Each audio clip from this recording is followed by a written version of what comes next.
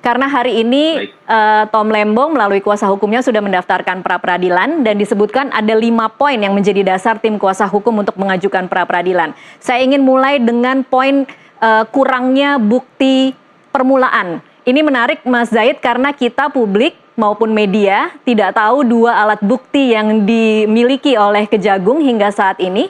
Jadi kalau kemudian ini menjadi salah satu poin, mungkin bisa diceritakan Mas Zaid apa yang bermasalah dari 2 alat bukti yang dimiliki Kejagung saat ini. Baik, terima kasih sebelumnya dari Nusantara TV ya dan Mbak Tasya.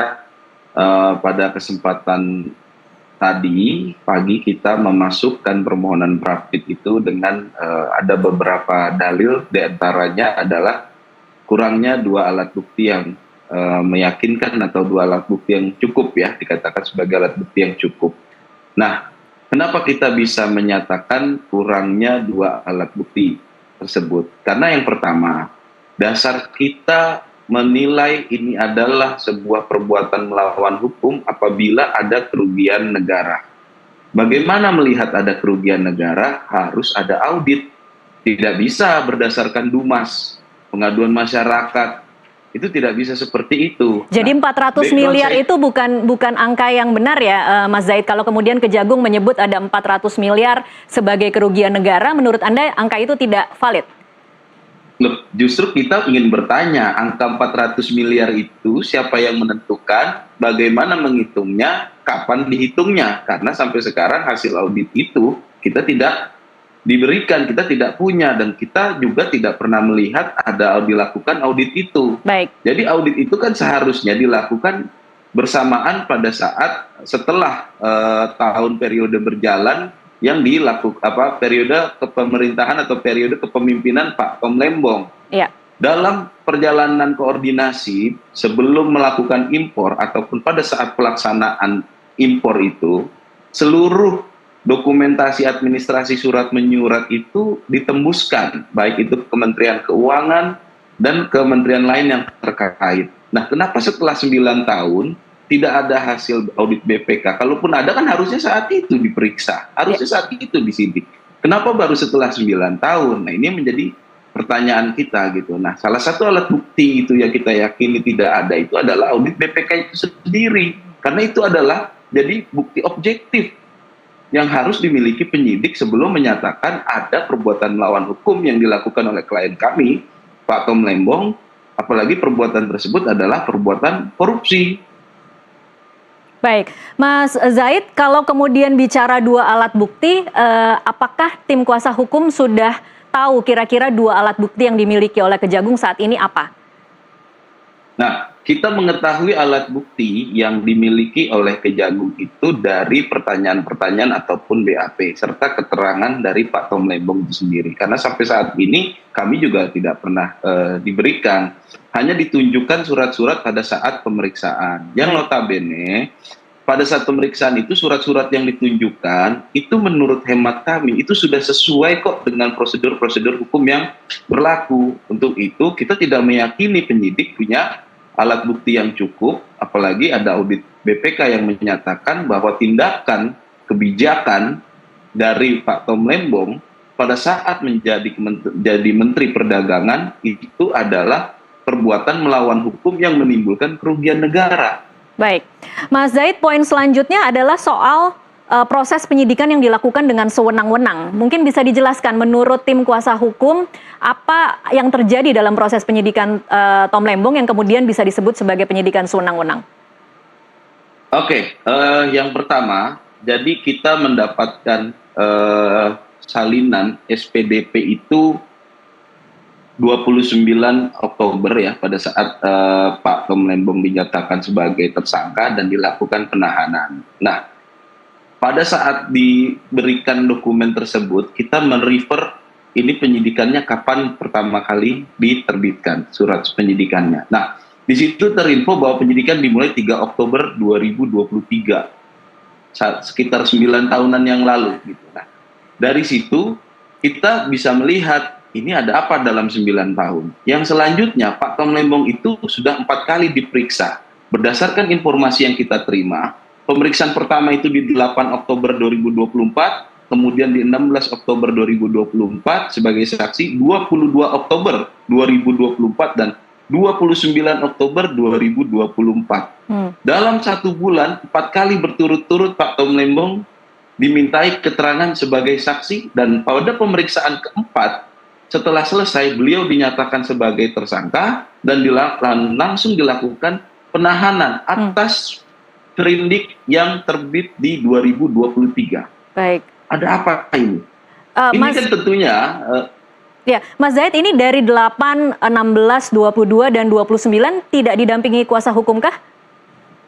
tidak. Jadi Mengapa Tom Lembong tidak meminta kuasa hukum sejak awal? Jadi begini, Pak Tom Lembong itu backgroundnya adalah seorang profesional. Dia bekerja berdasarkan ilmu pengetahuan dan jam terbang. Yang kedua, menurut dia berdasarkan ilmu profesional dan aturan yang sudah dia penuhi dalam pelaksanaan pekerjaannya, dalam melaksanakan tugas-tugasnya, dia tidak melakukan pelanggaran apa-apa. Apa rasanya mungkin dari sejak awal cukup percaya diri bahwa bukan dia yang ditarget sebagai tersangka begitu kira-kira, Mas Zaid? Bukan tentang yang ditarget, dia tidak merasa melakukan kesalahan, apalagi kesalahan itu adalah perbuatan melawan hukum yang merupakan korupsi. Dia tidak berpikir dia melakukan itu, dan memang dia tidak, dan dia sangat yakin tidak melakukan itu. Untuk apa dia didampingi nasihat hukum? Dan kami tegaskan juga selaku penasihat hukum, setiap dipanggil beliau selalu hadir, dan selalu kooperatif. Ya. Gitu. Nah, ini makanya kita sangat keberatan ketika dilakukan penahanan. Apa urgensinya? Toh ketika dipanggil dimintai keterangan selalu hadir. Gitu. Oke, baik. Cukup ngebut ya dalam 1 bulan, kemudian 4 kali pemeriksaan dan langsung menetapkan sebagai tersangka begitu ya kira-kira, Mas Zaid?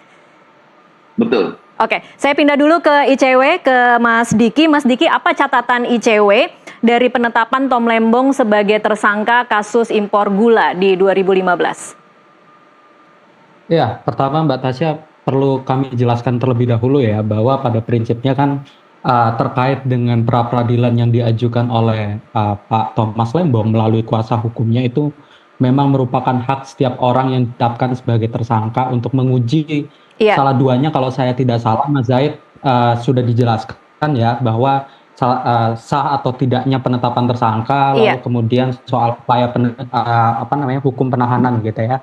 Nah, jadi langkah yang kemudian diajukan oleh Thomas Lembong melalui kuasa hukumnya ini jadi satu upaya sebetulnya untuk meluruskan diskursus yang muncul di publik. Salah satunya mungkin menjawab apakah kemudian kasus ini punya insinuasi yang kental dengan politisasi atau tidak. Karena memang Mbak Tasya menjawab pertanyaan tadi, ICW sejak awal begitu ya, ketika berita mengenai penetapan tersangka Thomas Lembong ini muncul, kami mendorong sebetulnya kepada Kejaksaan Agung agar tidak sekedar menjelaskan konteks perkaranya secara umum, tapi juga masuk lebih jauh mengenai keterpenuhan unsur pasal di dalam Undang-Undang Tindak Pidana Korupsi, di mana kita tahu begitu ya, Pak Thomas Lembong kan dan 1 orang tersangka lagi itu disangkakan menggunakan pasal 2 dan pasal 3 Undang-Undang Tipikor gitu ya, dengan kategori kerugian keuangan negara. Nah, di sini jadi penting bagi Kejaksaan Agung untuk menguraikan dan mengaitkan unsur pasal dengan kesalahan yang disangkakan kepada Thomas Lembong dan 1 orang tersangka lagi. Baik, Mas Diki, tapi kan ini memang kalau kemudian kejaksaan didesak oleh media atau publik untuk menjelaskan, kan kemudian dengan mudah akan berlindung di balik bahwa itu substansi dari penyelidikan dan kemudian biarlah itu nanti kemudian diungkap di pengadilan. Itulah narasi-narasi yang biasa kemudian disebutkan oleh Kejagung. Tapi kalau dari ICW sendiri, apa catatan ICW yang kemudian mungkin ada celah-celah yang atau sesuatu yang luput dari Kejagung saat menetapkan Thomas Lembong sebagai tersangka? Iya, sebetulnya kalau ditanya apa ada yang luput atau tidak, ya tadi bahwa Kejaksaan Agung sedari awal ketika melakukan konferensi pers begitu ya terhadap penetapan tersangka Thomas Lembong itu tidak menguraikan secara jelas, tidak menjelaskan kepada publik mengenai keterpenuhan unsur pasal yang disangkakan kepada yang bersangkutan, sehingga menjadi wajar bagi kami muncul insinuasi di publik bahwa ada aroma politisasi dalam perkara ini, Mbak Tasya. Oke, baik. Saya ingin mengutip pernyataan dari rekan Anda di ICW yang mengatakan bahwa tidak semua kerugian negara kemudian bisa dikategorikan sebagai kejahatan korupsi. Mas Diki mungkin bisa bantu memberikan ilustrasi atau analogi sederhana agar publik kemudian bisa mengerti soal tidak semua kerugian ini kemudian bisa dikategorikan sebagai korupsi.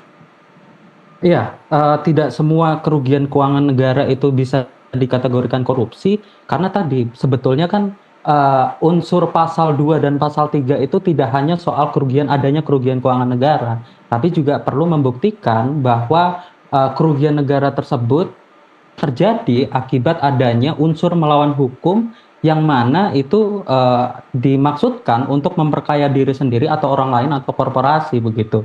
Nah, unsur melawan hukum tadi itu menjadi kunci penting sebetulnya untuk mengaitkan apakah kemudian kerugian negara tadi masuk dalam kategori tindak pidana korupsi atau bukan. Jangan-jangan gitu ya, itu hanya temuan audit yang berujung pada unsur administratif saja, Mbak Tasya.